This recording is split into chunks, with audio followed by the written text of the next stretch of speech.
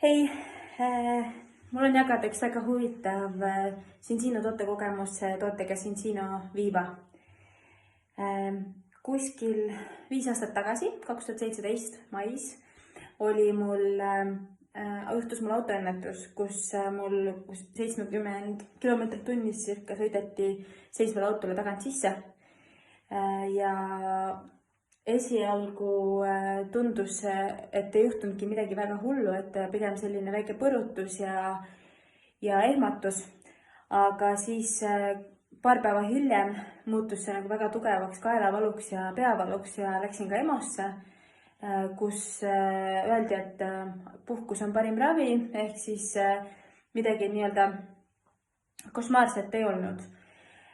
Siis kuna too aeg ma töötasin väga intensiivselt ja meeletu pinge all, siis tegin seda ka edasi loomulikult, tehes endale sellega suure karuteene, sest kuskil kuu hiljem umbes hakkasid mul meeletud peavalud, kaelavalud, mis ulatusid siis mööda selgroo kõrvalt pikki lihast alla puusa välja, et meeletud krambid, iga ma ei tea, arvan mingi 20 minuti tagant oli sedasi, et terve vasak pool ja läks krampi. Ja ma käisin 5 kuu jooksul, sest see valu nagu läks kogu aeg järjest intensiivsemaks. Alustasin perearstist, perearst suunas mind eriarsti juurde ja käisin kontrollis ja arvati, et mitte arvatud, perearst arvas, et mul on ka radikuliit ja seda kinnitas ka eriarst.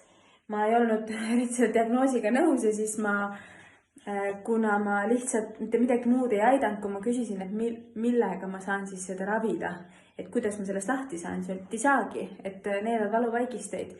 Ma proovisin, ma arvan, meeletus koguses, ma pole elus nii palju valuvaigisteid söönud, et ma meeletus koguses igasuguseid erineva kangusega valuvaigisteid, aga ka need ei aidanud, lõpuks lõppes sellega, et mul lihtsalt olid meeletud maavalud.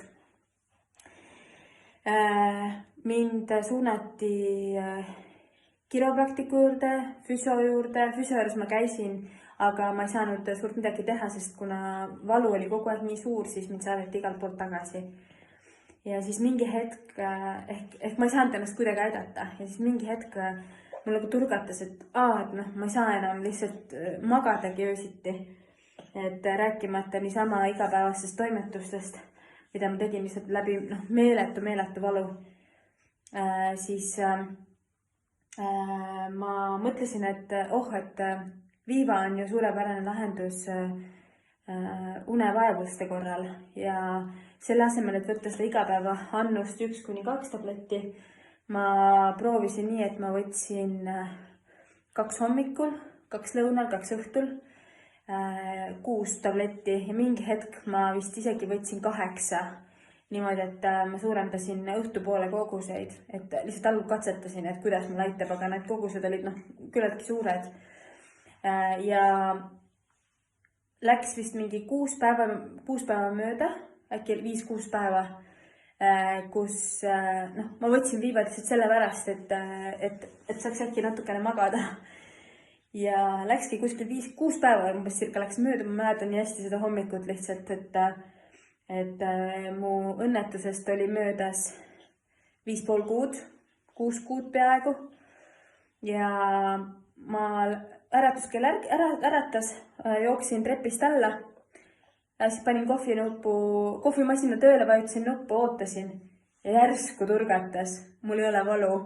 See oli nagu selline, ma ei julgenud enam liigutada, et äkki hakkab valutama. Ja reaalselt oligi paar tundi ei tulnud absoluutselt mitte ühtegi valu. Ehk siis see tähendas seda, et see Viiva oli toiminud nii, et oli mul ilmselt lõdvestanud need lihased ja selle pinge kõik kaelas ja peas ära. Nii et esimene kõne, mis ma tegin, oli osteopaadile, kes võttis mind kohe paari päeva pärast vastu, kuna varem ma sinna minna ei saanud, kuna mul olid valud. Ja valuga teadaolevalt siis kiropraktik ei tööta, osteopaat.